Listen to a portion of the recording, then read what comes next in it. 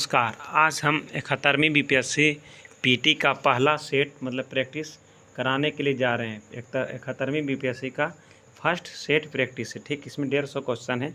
कोशिश करेंगे कि 150 क्वेश्चन को हम कम्प्लीटली करवा दें आपको। तो पहला क्वेश्चन देखिए मैथ का है, तो मैथ का क्वेश्चन आप लोग बना लीजिएगा। ठीक है, जीके पर चलेंगे, स्पेशल मैथ का स्पेशल एक दिन वीडियो डाल देंगे। तो देखिए उसके बाद आगे क्या है दोस्तों, तो आगे आपका क्या है बोल रहा है, दूसरा नंबर क्वेश्चन में बोल रहा है, क्या बोल रहा है कि क्लोरोफ्लोरोकार्बन निर्गीत न करने वाले रेफ्रिजरेटरों का निर्माण संपूर्ण विश्व में अनिवार्य कर दिया गया है। यह ओजोन के क्षरण को रोकने में किस प्रकार सहायक होगा। किस प्रकार सहायक होगा दोस्तों, तो ये देखिए यह ओजोन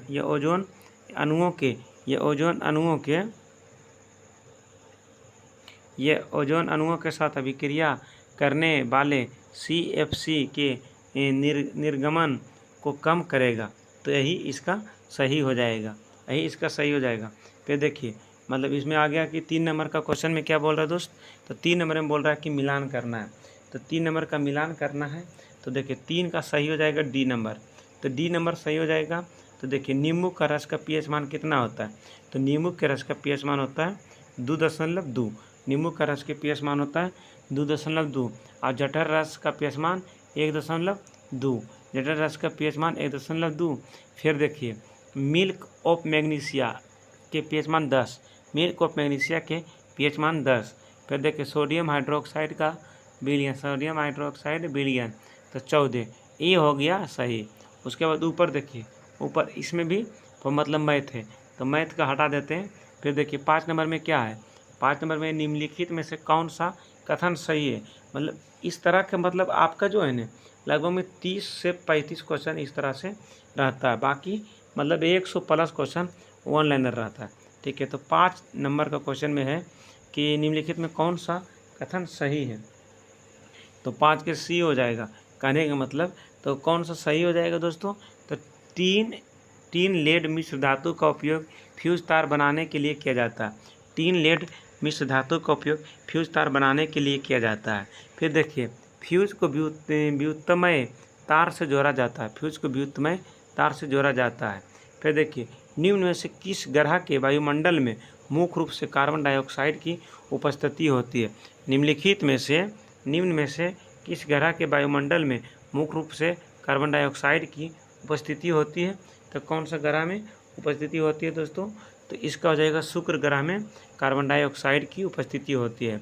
हड़प्पा सभ्यता के नगरों में मकान का प्रवेश द्वार समान रूप से मुख्य सड़क की ओर से नहीं बल्कि गली की ओर होता था, परंतु इसका अपवाद इस सभ्यता के किस नगर स्थल से प्राप्त हुआ है।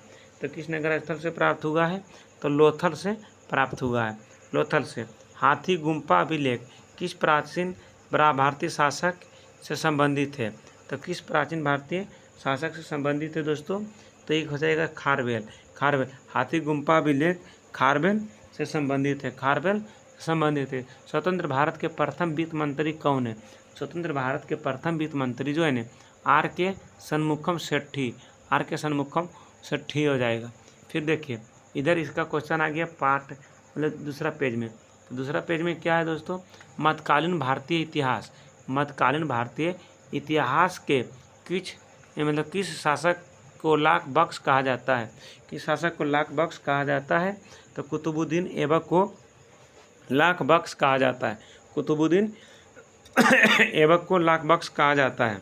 फिर देखिए दिल्ली सल्तनत के किस राजवंश का शासन सबसे लंबी अवधि रहा। दिल्ली सल्तनत के किस राजवंश का शासन सबसे लंबी अवधि रहा। तो लंबी अवधि किसका रहा दोस्तों, तो लंबी अवधि रहा तुगलक वंश का लंबी अवधि रहा। ठीक है, फिर आगे देखिए, आगे क्या है कि इवाज नामक एक व्यक्ति ने दिल्ली सल्तनत के किस शासक के काल में अपने बंगाल को बिहार, बोल रहा है कि इवाज नामक एक व्यक्ति ने दिल्ली सल्तनत के किस शासक के काल में अपने बंगाल बिहार क्षेत्र में स्वतंत्र शासक घोषित किया। तो स्वतंत्र शासक घोषित किया, तो इसका सही हो जाएगा इल्तुतमिश। इवाज नामक एक व्यक्ति ने दिल्ली सल्तनत के किस शासक के काल में अपने को बंगाल बिहार क्षेत्र में स्वतंत्र शासक घोषित किया? तो इल्तुतमिश। ये सुल्तान बनने के पहले इल्तुतमिश कहाँ का सूबेदार था? सुल्तान बनने के पहले इल्तुतमिश कहाँ के सूबेदार था? तो कहाँ का सूबेदार था दोस्तों? तो बदाऊं का सूबेदार था। सुल्तान बनने के पहले इल्तुतमिश कहाँ का सूबेदार था? तो बदाऊं का सूबेदार था। बदाऊं का सूबेदार था। भारत के 2 परमाणु परीक्षणों के बीच कितने वर्ष का अंतर होता है? भारत के 2 परमाणु परीक्षणों के बीच कितने वर्ष का अंतर होता है? तो कितने वर्ष का अंतर होता है? तो दोस्तों तो 24 वर्ष का अंतर होता है। 24 ईयर्स के अंतर होता है, डिफरेंट जिसको कहते हैं। कांग्रेस फॉर डेमोक्रेसी पार्टी की स्थापना किसके द्वारा किया गया? कांग्रेस फॉर डेमोक्रेसी पार्टी की स्थापना किसके द्वारा किया गया था? तो जगजीवन राम के द्वारा किया गया था। जगजीवन राम के द्वारा किया गया था। जगजीवन राम के द्वारा किया गया था। फिर देखिए शाह जांच आयोग का गठन शाह जांच आयोग का गठन किस वर्ष किया गया? तो किस वर्ष किया गया? तो दोस्तों तो हो जाएगा 1977 ईस्वी में। गांधी जी ने किस तारीख को असहयोग आंदोलन वापस लेने की घोषणा की? आप लोगों को पता होगा गांधी जी असहयोग आंदोलन 1922 में लेने की घोषणा किया, लेकिन तारीख पूछ रहा है। तो तारीख जो हो जाएगा ना 12 फरवरी 1922। 12 फरवरी 1922 ये 2022 नहीं 1922 हो जाएगा। ठीक है। फिर देखिए वर्ष 1919 ईस्वी में किस तारीख को देश में खिलाफत दिवस मनाया गया? वर्ष 1919 में किस तारीख को देश में खिलाफत दिवस मनाया गया? तो कि 17 अक्टूबर को खिलाफत दिवस मनाया गया। लाला लाजपत राय की मृत्यु।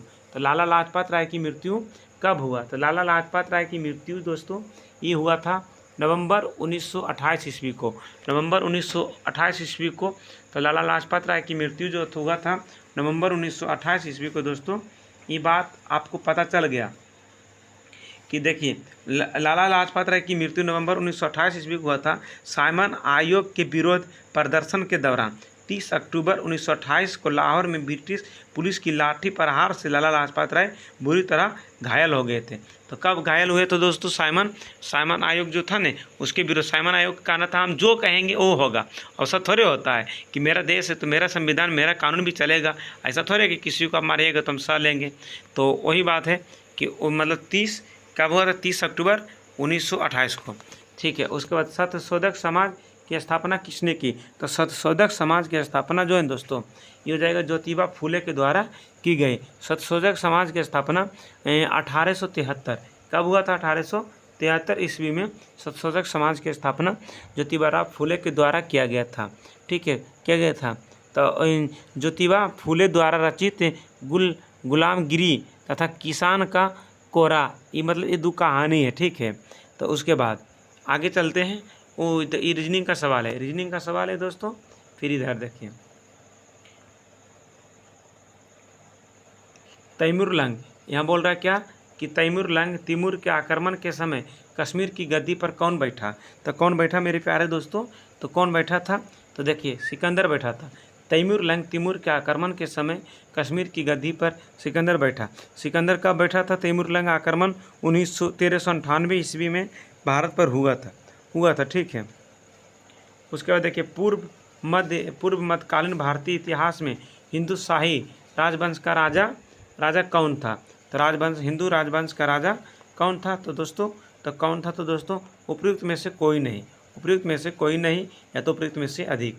तो उसके बाद आगे देखिए कारगिल युद्ध किस वर्ष हुआ था? तो ये सभी क्वेश्चन को देखिए ऑनलाइनर में है ना। कारगिल युद्ध किस वर्ष हुआ था? तो किस वर्ष हुआ था दोस्तों? तो कारगिल युद्ध जो है ना आपका दोस्तों, कारगिल युद्ध मतलब 1999 ईस्वी में हुआ था। 1999 ईस्वी में हुआ था कारगिल युद्ध। एक अघोषित युद्ध था।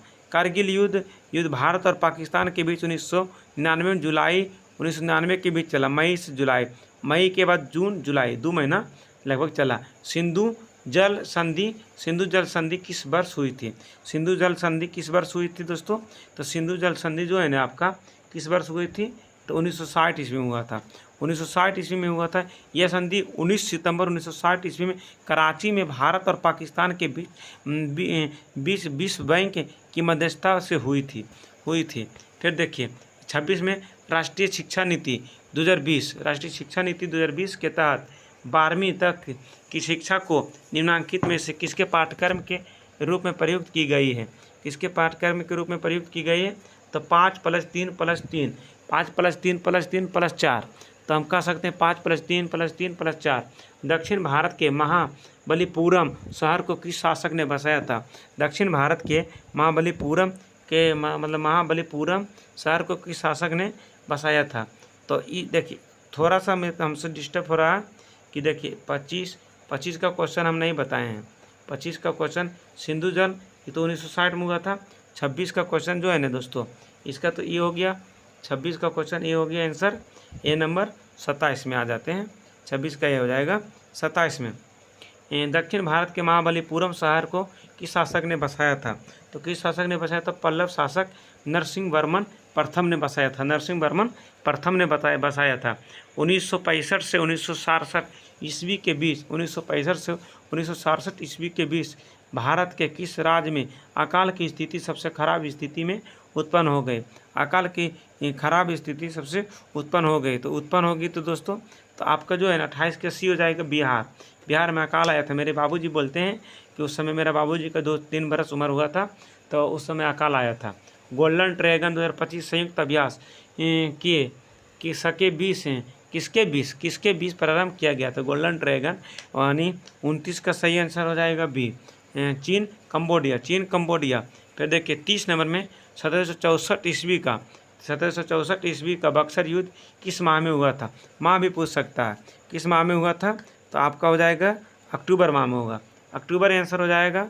और कब हुआ था? ये भी 22 अक्टूबर 1764 ईस्वी हुआ था। मोर शासन में दीवानी न्यायालय को क्या कहा जाता है? मोर शासन में दीवानी न्यायालय को क्या कहा जाता है? तो क्या कहा जाता है दोस्तों?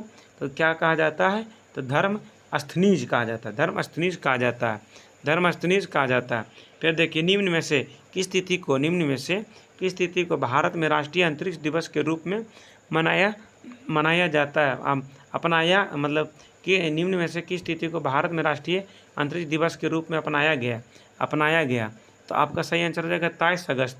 गांधी जी के विशेष रूप से चंपारण आने और वहाँ के कृतकों की दयनीय स्थिति को देखने हेतु किसने अनुग्रह किया, यानी किसने बुलाया? तो इसको सबको पता है कि किसने बुलाया, तो बुलाया था राजकुमार शुक्ल ने बुलाया था। राजकुमार। भारत का नया गेंदबाजी कोच मोरकेले को नियुक्त किया गया। इनका संबंध किस देश से है? दोस्तों? तो 34 को आंसर हो जाएगा आपका, ये हो जाएगा दक्षिण अफ्रीका का। 57वां संविधान संशोधन 2011 में निम्न से किससे संबंधित है? तो किससे संबंधित है? तो सहकारी समिति। तो दोस्तों आज 35 क्वेश्चन पर ही हम स्टॉप करते हैं क्लास को, क्योंकि कुछ दिक्कत हो गया है। तो आप मतलब बोलिएगा, मतलब इसका फुल डिटेल्स डालने के लिए तो हम फुल डाल देंगे। थैंक यू दोस्तों, फिर मिलते हैं नेक्स्ट वीडियो में। आपके साथ आपका भाई बलवीर कुमार, जिला जमुई, बिहार। Thank you. प्यार से हमको हिंदू सर बोलता है।